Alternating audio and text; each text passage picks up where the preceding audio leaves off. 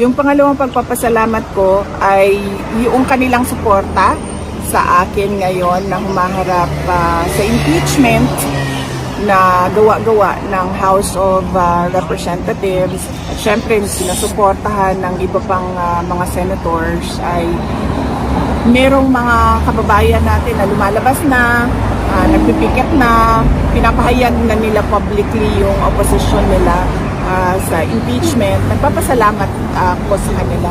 Pero base din sa discussion namin kanina ni Pangulong Duterte, lahat ng mga nangyayari sa buhay ng isang tao ay sinulat yan ng Diyos. So kung ma-impeach ako, yan ay sinulat na ng Diyos. Kung hindi man ako ma-impeach, see you sa 2028. see you tomorrow. But VP Inday, on behalf, tinapunan mo daw ng laptop ang isang empleyado mo, ma'am, na si Attorney Powa. Do you want to react to that particular statement or narrative? Actually, sa totoo lang, masyado na siyang basura ba na gossip na hindi na siya dapat pinapansin.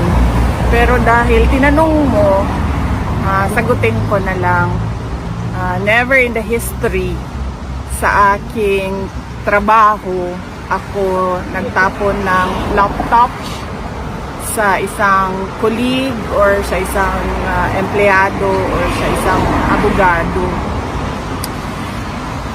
Dahil unang-una, wala naman atang, pag nagtapon ka ng laptop or nagtapon ka ng cellphone, wala siyang benefit sa iyo, and syempre wala siyang benefit sa tatamaan ng laptop or cellphone. Pangalawa, hindi ako gumagamit ng laptop kasi hindi ako marunong gumamit ng computer. Sa lahat ng mga documents, nire-rely ko lang yan sa kasamahan sa opisina. Sa minsan na gumagamit ako ng laptop, gamit ko yon pag may Zoom meeting kasi para maganda yung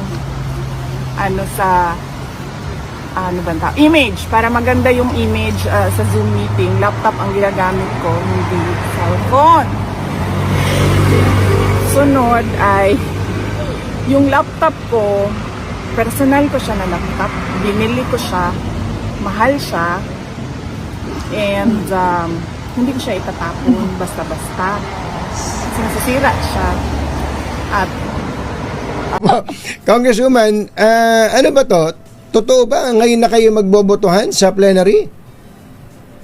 Totoo yun, Katunying, no? Mamayang 10 o'clock in the morning. No, not the plenary, sorry.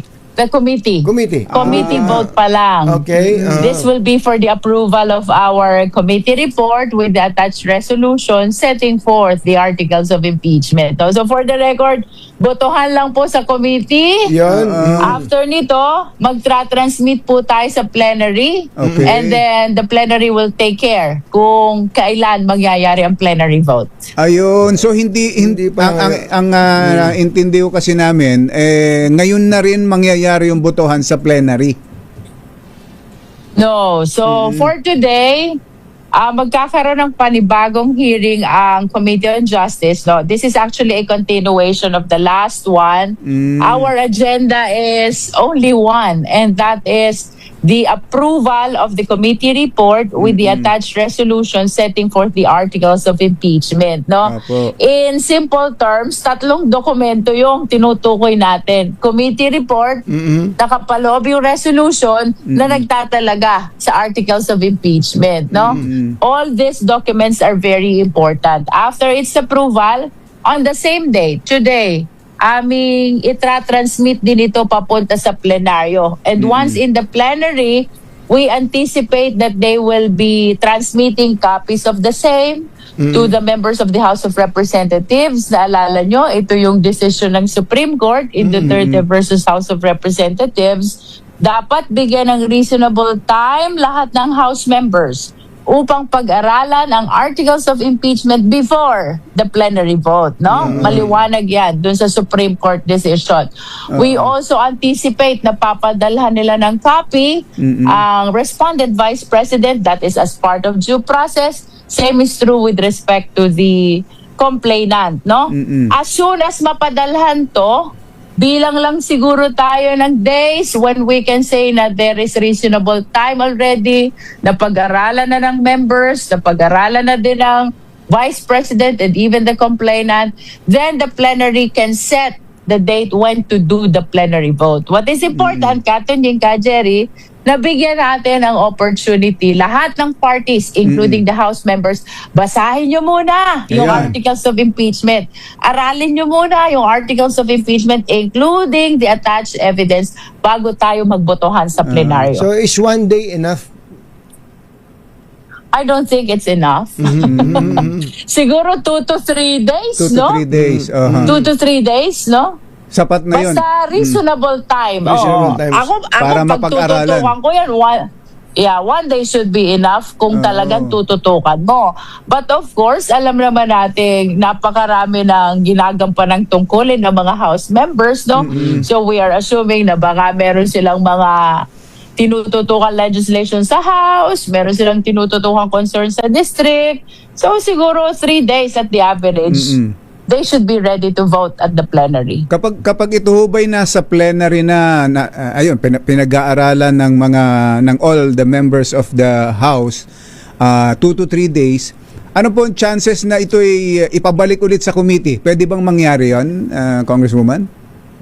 Well, dalawang bagay lang yan, Jerry, no? Kung hindi natin ma-reach, assuming na na-approve na ang committee report with attached resolution setting forth the articles of impeachment sa Justice Committee. Let us assume, no? Yes.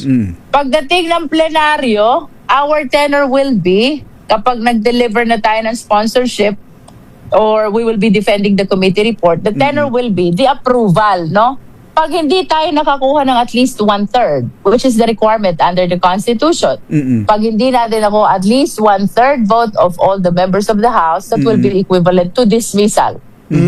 So that's the end of it. Yes. Patay na ang Patay. impeachment complaint, no? If that happens. Pero kung makakakuha tayo ng at least 1/3 vote, huling check ko parang 105 di ba? 105. Dahil we are 315, no? So kung makakakuha naman ng 1/3 vote, it means approval of the committee report. Okay. The consequence of which is its immediate transmittal to Senate for trial, no? So dalawa lang 'yon. Pag Dalawa hindi lang. mo nakuha ang 1/3, it means dismiss ang Dismiss na. impeachment complaint or ang articles of impeachment. Pero pag nakuha mo yung 1/3, ibig sabihin approve, magtra-transmit tayo papunta sa Senado. Mabuti pa Ayun. nakinlaro nyo na 105 lang, ha? I'm hearing sometimes 106, no? Kaya nga po Hindi ko nga maintindihan. I will double check. Some are saying we are 318. Some are saying we are 315. But just to be safe, the threshold is 1/3. No? 1/3, yes. 1/3 of the total members of the House. Yung meron po bang effort from the side of VP Sara na makasungkit from the 53 members of the House? Kasi over the weekend may naririnig kaming may mga babaligtad daw sa 53 Wala akong naririnig na ganyan, Katunying, no? At siguro yung final na names ng mga House members or Justice members, to be specific, who will be supporting the committee report is yet to be known mamaya during the hearing at 10 o'clock in the morning. Bilang chairperson po, siyang nanguna diyan sa pag-iimbestiga na yan, confident ba kayo, Congresswoman Jerville, na yung 53 na committee members na bumoto in favor ay makakakuha ng another 53 sa plenary? Gaano kayo ka-confident? Jerry, I do not want to preempt, no, what will happen in the plenary. Pero at least yung probable cause na vote, which is 53-0, I think that's enough to give confidence, at least for the purpose of this hearing, the approval of the committee report. Pagdating doon sa plenaryo, I would say that will be a different matter, no? So let's wait and see kung ano mangyayari sa plenary vote. So ano po ang timeline natin uli? So ngayon, botohan ng Committee on Justice dun sa report, and then give or take 3 days para mapag-aralan. So next week pa pala, tama ba? Most likely, next week pa yung talagang plenary vote dito? Yes, Katunying, sapagkat ang session natin is Monday to Wednesday lang, no? So kung makaka-transmit tayo sa plenary today ng ating approved committee report, we should count at least 2 to 3 days. That will be Thursday or Friday. Wala ng session. So Yeah. I think ang reasonable na i-anticipate na date would be May 11. That's a Monday. Yeah, Okay, Monday na. May 11. Next week na nga. Next Monday. So we have Tuesday, Wednesday, Thursday, Friday, Saturday, Sunday. 6 days. Siguro naman that sobra would na be yan. more than enough para maaral nilang mabuti yung articles of impeachment if indeed they have other concerns. Opo, nako. May tatanong pa sana kaming iba, kaya lang baka sabihin nyo, I will not allow that because that is probing already. You can do that by way of manifestation. Do not ask me. Ma'am, isa na lang. Related pa rin naman, pero hindi naman kasama sa, o relevant pa naman, pero hindi naman may kinalaman sa impeachment. Yung decision po ng Supreme Court na inilabas over the weekend sa kaso po ni former Deputy Ombudsman Melchor Carandang, na ang totoo nun, masyadong matagal yung kaso. Inabot yata ng 8 years po itong bago ilabas ng Supreme Court. Pwede ba naming malaman kung anong opinion nyo doon? Well, maalala mo si then overall Deputy Ombudsman Carandang. Opo. Ang unang naglabas nitong AMLAC report, no?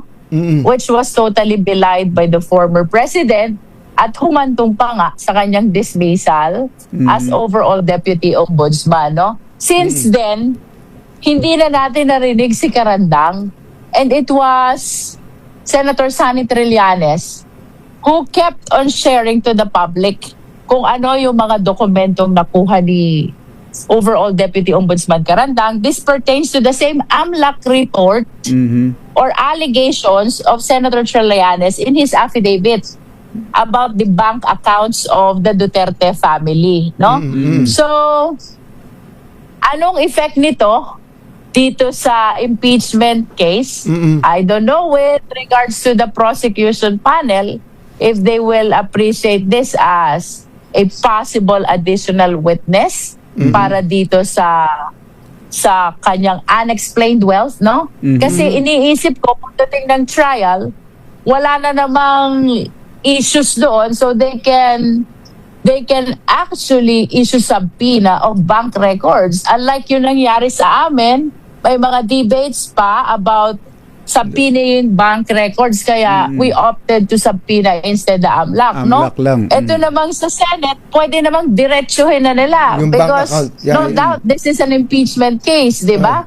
So, siguro pagka na-constitute na, Katunying, ang prosecution panel, we can discuss kung magiging significant ba si Carandang for the purpose of establishing the unexplained wealth, considering na siya ang unang naglabas nitong AMLAC report.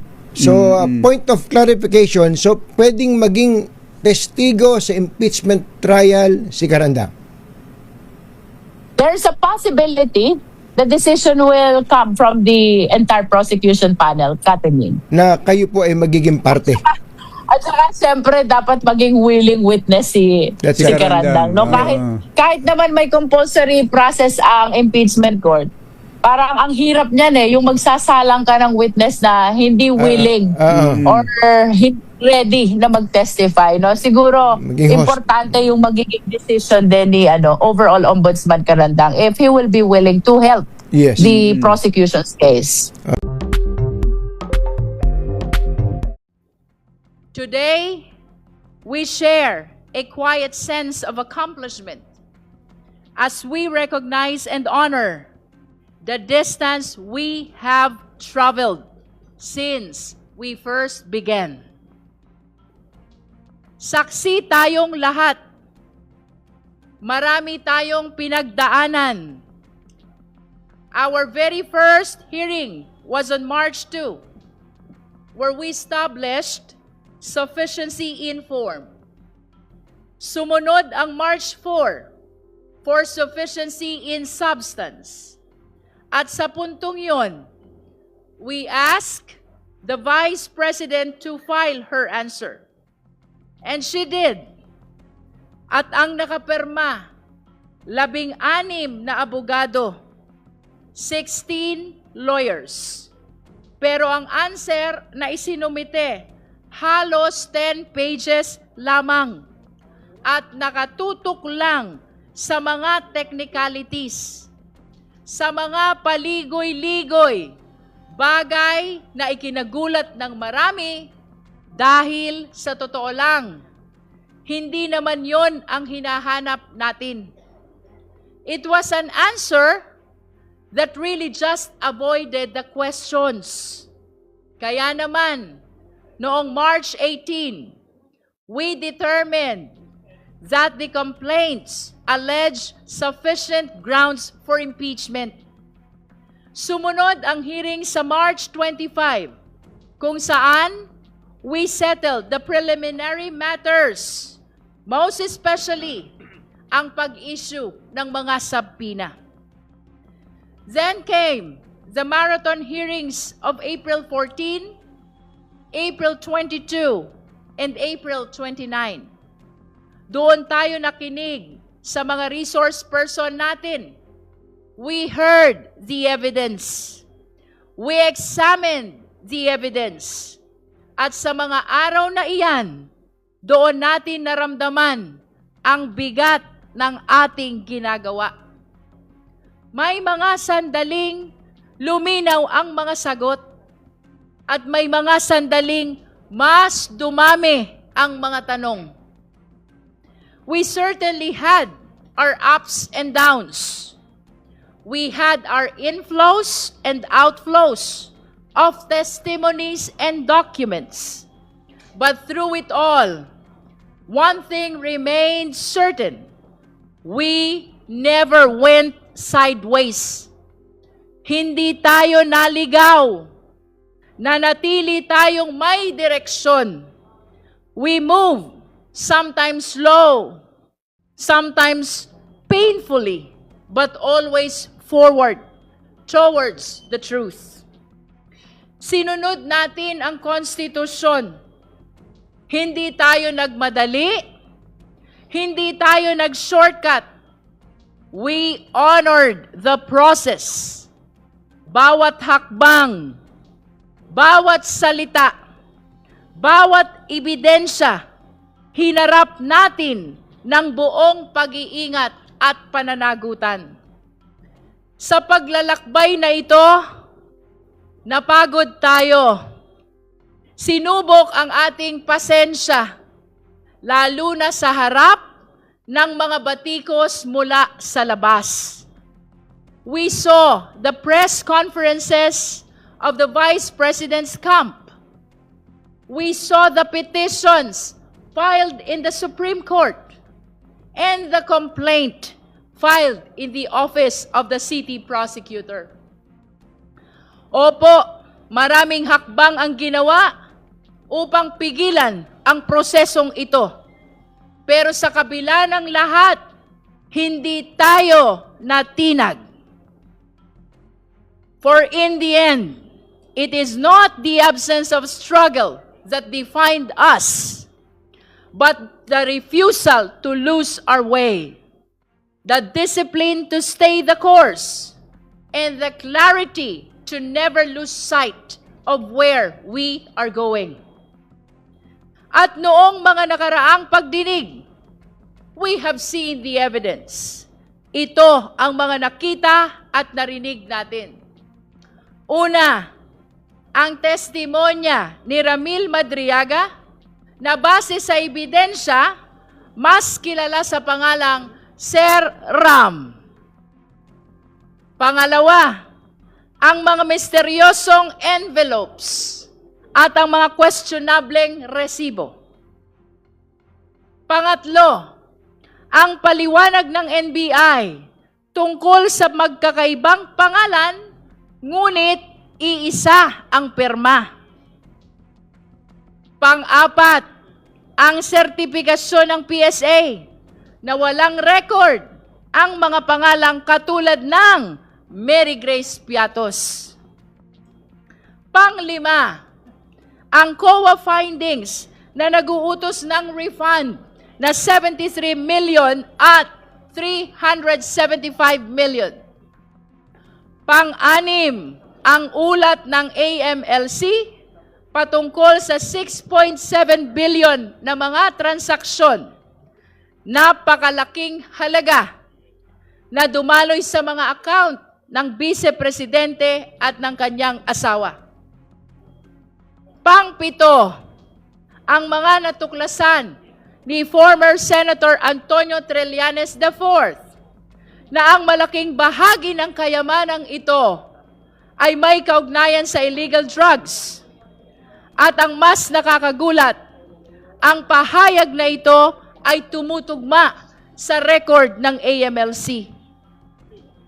Pangwalo, ang mga dokumento mula sa SEC na nagpapatunay na walang kinikita ang mga kumpanya ng Vice Presidente kahit na natili siyang aktibo sa isa sa mga kumpanyang ito, nang ibig sabihin ay pinagsabay niya ang pagiging Vice Presidente at pagpapatakbo ng negosyo.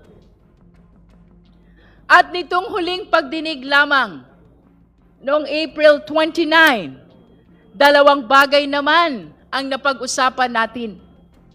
Una, ang selyadong kahon mula sa BIR na sa kabila ng matinding debate, hindi muna natin binuksan kahit nasa kapangyarihan naman natin na buksan ito. Sabi nga ni Deputy Speaker Janet Guerin, ang puso natin ay gustong buksan ito, pero ang isip natin nagsasabing huwag muna. At dagdag pa rito, nagpahayag si Congressman Benny Abante, hindi porket kaya nating gawin ang isang bagay, ay dapat na nating gawin.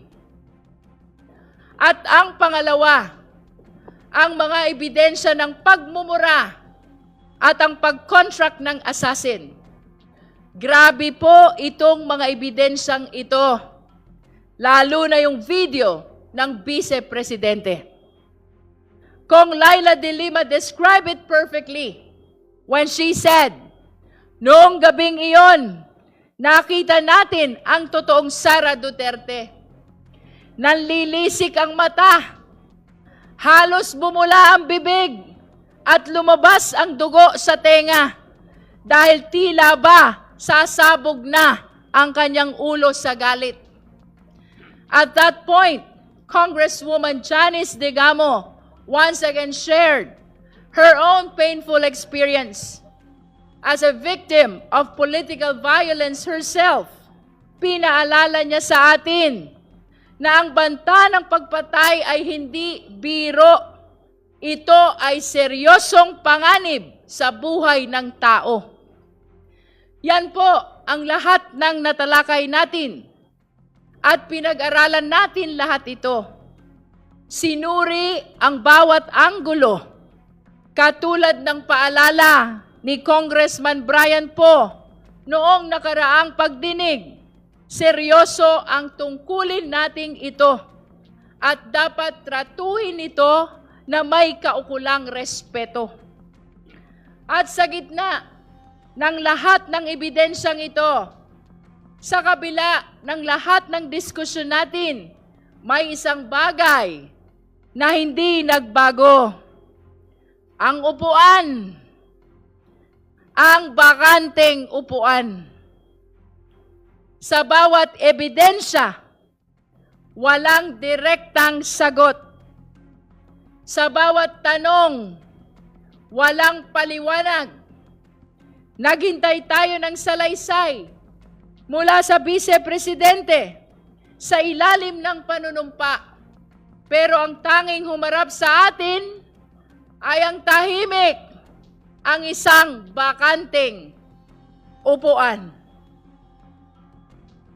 Ngunit mapagtatanto natin na meron na pala tayong hawak na ebidensya mula mismo sa Kanya. Hindi na natin kailangang tumingin pa sa malayo.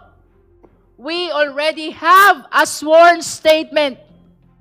Isang sinumpaang salaysay. Ang tagal na palang nandito. Ang kanyang salin. Isang dokumento, siya mismo ang pumirma. Siya ang nanumpa. At siya ang nagsumite. At malinaw ang nakasaad doon. Walang cash o cash deposit. Ngayon, itabi natin ang salin na iyon sa lahat ng ebidensyang ating naipon. Doon lumabas ang tanong na hindi na natin matatakasan. Kapag ang sinumpaang dokumento ay nagsabing zero cash, pero ang official report ay nagpapakita ng bilyon-bilyong transaksyon, saan tayo maniniwala? Kaya naman, noong April 29, the Committee on Justice decided that we have seen enough. No need to extend. No need to give one more chance to someone who refuses to attend. Sabi nga ni Congressman Percy Sendanya, hindi na kailangan ng makeup class ang laging nagkakating class. By a unanimous vote, this committee found probable cause to impeach Vice President Sara Z. Duterte for culpable violation of the Constitution, bribery, graft and corruption, other high crimes, and betrayal of public trust. That brings us to today. Ngayon, May 4. Kukumpirmahin natin kung anuman ang mga nangyari noong nakaraan sa pamamagitan ng isang committee report. We are therefore here to finalize the committee report along with the attached resolution setting forth the articles of impeachment. Our task is to approve these documents and transmit everything to the plenary. This is our mandate under the rules. Tayo ang Committee on Justice. Bukod tangi ang committee ito dahil sa buong listahan ng mga komite sa Kongreso, tayo lamang ang tanging binanggit at binigyan ng partikular na mandato ng ating konstitusyon. We were given that name for a reason. Today, we hope we have lived up to that name, Committee on Justice. Para sa hustisya, sana naibigay natin ang hustisya sa mga complainant. Hustisya sa Vice-Presidente sa pamamagitan ng tamang proseso. At higit sa lahat, hustisya sa sambayanang Pilipino. Sana ay panindigan natin ang pangalan ng committee natin. But more than that, I want to take a moment to acknowledge the people behind this work. Hindi biro ang pinagdaanan nating lahat, lalo na ang kapal ng mga dokumentong binasa at sinuri natin. Sa mga resource persons, salamat sa pagharap ninyo dito sa komite. To our colleagues in this committee, thank you so much. Sa ating secretariat at sa mga staff na hindi nakikita sa kamera, pero sila ang naging pundasyon ng bawat hearing. Maraming salamat sa inyong lahat. And to the Filipino people, maraming salamat po sa inyong pagsubaybay. Ngayon, habang tinitimbang natin ang bigat ng mga susunod nating hakbang at ang mga posibleng pagsubok na haharapin natin, may isang katotohanang dapat nating alalahanin. Hindi tayo magsisimula sa wala. Ang bawat hakbang natin ay hindi na pabalik, kundi padiretso sa katotohanan. Malayo pa, pero malayo na. Mahaba pa po ang tatahakin nating landas patungong plenaryo at patungong Senado. Ngunit hindi na tayo nangangapa. Marami na tayong naungkat. Marami na tayong naisiwalat. At hindi natin hahayaang masayang ang lahat ng ito. Kailangang ituloy ang proseso because this is what justice demands. Because only then can we truly achieve accountability. Kapag may public official na nagkaroon ng seryosong paratang, huwag nating baliwalain, huwag nating palampasin. Kapag may kailangang ipaliwanag, huwag tayong titigil hanggat lumabas ang katotohanan. Let us pursue this to its logical conclusion. Otherwise, the cycle of impunity will only repeat. Because we owe it to the next generation of Filipinos to show them that no one, no matter how powerful, no matter the title, is above the law. Huwag nating hayaang masanay ang ating bansa sa kultura ng pagkalimot. Because if we let up now, we fail the very Constitution we swore to protect. Let us therefore move forward with heavy hearts but clear minds. If the Vice President is guilty, let the truth convict her. If she is innocent, let the process clear her. But let it be done through the light of justice, not the shadows of silence. Ituloy na natin ang huling hakbang ng yugtong ito para sa katotohanan, para sa sambayanang Pilipino. Esteemed colleagues, beloved countrymen, malayo pa, pero kahit papaano, sa totoo lang, malayo na. Maraming salamat po. At this juncture, may we direct the committee secretary to manifest to the committee whether the committee report, the attached resolution, as well as the articles of impeachment have been sent to the members of the Justice Committee, the respondent Vice President, as well as the complainant. Comsec.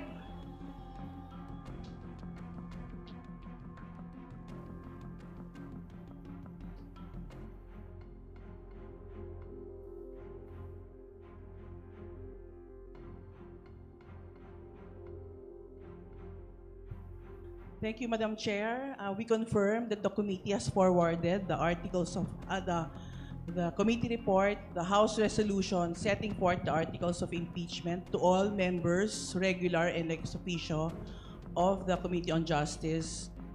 However, we have not furnished the complainants and counsel, respondent and counsel of copies of the same, and we intend to do that after the same has been approved and by the committee, and the number of the resolution has already been inputted in the copy of the same.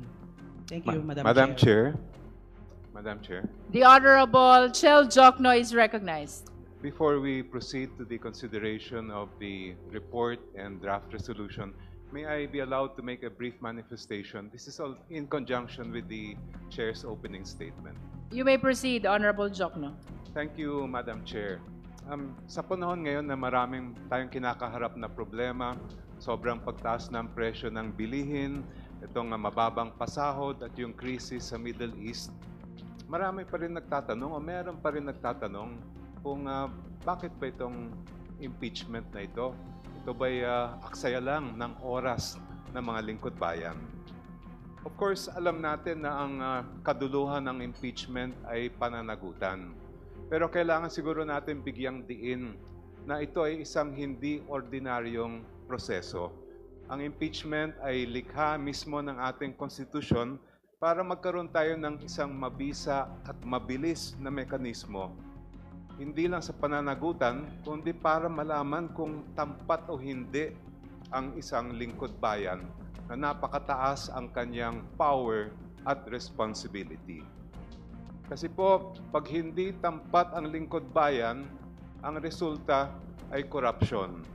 Ang bawat pisong nawawala sa korupsyon na napupunta sa bulsa ng isang opisyal ay pisong ninanakaw sa pinahirapang pera ng ating mga taxpayers. Ang pondo natin ay hindi dapat ginagamit para sa bulsa lang o sariling interes, kundi para sa ikabubuti ng lahat. Deserve ng ating mamamayan ang mga leader na magpapatibay sa ating mga institusyon. Hindi lang yung mga magpapabagsak nito o magkapapakorap ng pera ng bayan. And that is why, Madam Chair, impeachment is so important for our nation even in this time of crisis. Hindi po madali ang mga nakaraang buwan para sa mga miyembro at chair ng committee. To determine probable cause, we had to look into every piece of evidence and make sure that we did not miss anything. Kaya dahil dito, I think we should commend our chair, all the members of the Committee on Justice, and all the secretariat as well, beginning with the committee secretary, dahil wala tayong ginawang shortcut, hindi tayo sumuko sa mga banta. We did the work that the Constitution required of us. Kaya po, sa pag-usad ng impeachment case, huwag sana natin kakalimutan. We are doing this para ito sa mga pamilyang nagtitiis sa presyo ng bilihin habang nilulustay ang pera ng bayan. Sa mga manggagawa, mga magsasaka, at mangingisda na talagang nagkakanda kuba na sa kahirapan pang araw-araw sa kabila nitong nakikita nating korupsyon. At lalong-lalo na para sa mga kabataan natin na nangangarap ng isang magandang kinabukasan at naghahanap ng hustisya at pananagutan. Maraming salamat po, Madam Chair. All the manifestation of the Honorable Jokno are noted by the committee. Now we are formally opening the floor for our agenda for today's hearing. That is the approval of the committee report with the attached resolution setting forth the articles of impeachment. Madam Chair. The Honorable DSJ Suarez is recognized. Madam Chair, insofar as every member of the committee has been given a copy of the committee report, I move for the approval of the committee report and the attached resolution setting forth the articles of impeachment against the Vice President, Sara Zimmerman Duterte. So moved, Madam Chair. Madam Second, Chair. Madam Chair. Madam Chair. Before we take up the motion, let us acknowledge first the Honorable Laila de Lima. Thank you, Madam Chair.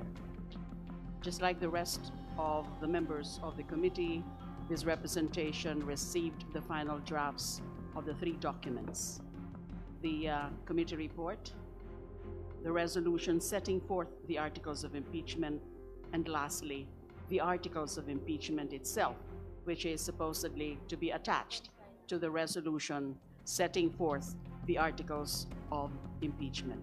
Since yesterday, I submitted to the committee secretariat piecemeal certain proposed revisions or corrections on these 3 documents. And this morning, I again submitted to the committee secretariat and even to the office of the Honorable Chair the final set of my proposed revisions or corrections, consisting mainly of clerical or typographical errors and even some substantive errors, but mostly clerical or typographical errors for the consideration of the committee before the final approval of the same. Thank you, Madam Chair. I would have wanted to make a manifestation individually of those proposed revisions, but it might take time. So I'm just making that general manifestation of my submission of those proposed corrections or revisions. Thank you. In response to the Honorable Dilemma, may we place it on record that all the requests for clerical and typographic corrections to the committee report have been adopted already by the Secretariat, only that we do not have the luxury of time to reproduce to such number of copies to provide all members present today with a revised copy of the committee report. But let it be placed on record that all the requests for corrections of clerical and typographical error have been adopted by the Secretariat. Madam The Honorable Chair, Jokno is recognized. Madam Chair. I have a few substantive matters I'd like to move for amendment to insofar as both the report and the attached articles are concerned. First, Madam Chair, on page 7 of the draft House resolution, it states at the bottom of page 7, and I quote, "Respondent Vice President Duterte committed culpable violation of the Constitution and betrayed the public trust by committing plunder and or malversation, graft and corruption, and other high crimes," and I emphasize this part, "in amassing and converting the amount of not less than 100," I'm referring to page 6, I stand corrected, which states that the Vice President committed corruption, etc., in amassing and converting the amount of not less than 500 million pesos from the confidential funds allocated to the Office of the Vice President for the years 2022 and 2023. Madam Chair, my concern here, and I'm making this motion to make this consistent with the attached articles, is that if you look at the record of the Commission on Audit, the first 125 million pesos given to the Vice President in 2022, only 73 million pesos of the 125 million was disallowed. And that was also the subject of the appeal made to the Commission on Audit and Bank. If we say not less than, we may be able to prove that there was amassing and converting of around 435 million, if my addition is correct, but it may not reach the amount of 500 million. So to avoid any technicalities later, that there may be objections that we did not prove not less than 500 million, I move that we simply adopt what the language found in the attached articles of impeachment, which state, and I quote, "systematic misuse, misappropriation, and irregular liquidation of confidential funds amounting to 500 million, etc." That way we cannot, we will avoid any kind of technical objections to the draft resolution.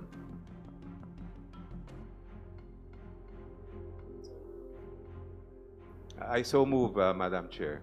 Second. There is a motion to adopt the change of language in the articles of impeachment, as cited by the Honorable Jokno. The same has been seconded. Is there any objection? Madam Chair, point of order. There was a pending motion, and then now there's another motion. Should we first withdraw the first motion and then proceed with the other? Madam Chair, insofar as I was the one that moved for the first motion, I therefore, we consider first the proposed amendment before we act on my earlier motion. For the record, the earlier motion for the approval of the committee report with the attached resolution setting for the articles of impeachment has been withdrawn. Now let us take up the motion of the Honorable Jokno. There is a motion for the change of language in the articles of impeachment. Point of information, Madam Chair. In the committee report, so as to make it consistent to the documents of the Commission on Audit. I'm sorry, Madam Chair. So as to make it consistent with the attached articles of impeachment. With the attached articles of impeachment. The same has been seconded. Is there any objection? Hearing none, the motion is granted. The Honorable Ko is recognized. Madam Chair, I'm sorry, just one more, if I may. This has to do with the page 4, bottom to page 5 of the attached articles of If impeachment. I may interrupt Honorable Jokno, you can manifest or raise the motion to include all subject matter of your correction so that we will approve it in one motion only. If I may, Madam Chair, this pertains to another matter contained in the articles itself that are attached to the House resolution that we are to approve Okay, this morning. please proceed, Honorable Jokno. Very briefly only, paragraph at the bottom of paragraph 5 of the articles of impeachment, it states, the foregoing scheme is amply established by documentary records, etc., including the following. And at the top of page 5, it states, letter A, records of hearings before the House of Representatives Committee on Good Government and Public Accountability bear multiple sworn testimonies attesting to irregularities in the handling of confidential funds. Witnesses testified, among others, that special disbursing officers merely release funds upon instruction without knowledge of their ultimate use, that officials were made to sign liquidation reports without being shown supporting documents, and that the alleged beneficiaries of certain expenditures categorically denied receiving any funds. If I may, Madam Chair, if we go back to the records of the testimonies taken before the Committee on Good Government and Public Accountability, it was admitted by no less than the Special Disbursing Officer of the OVP, Ms. Gina F. Acosta, that on December 20, 2022, she turned over 125 million pesos in cash in confidential funds in 4 duffel bags to Colonel La Chica, who is not in the regular or proper chain of disbursement. I would move, Madam Chair, that we simply add the term to persons outside the proper disbursement channels at the end of after the comma. I quote, witnesses testified, among others, that special disbursing officers merely release funds upon instruction to persons outside the proper disbursement channels without knowledge of their ultimate use. So just that phrase, Madam Chair. I so move. Second. The hearing is temporarily suspended.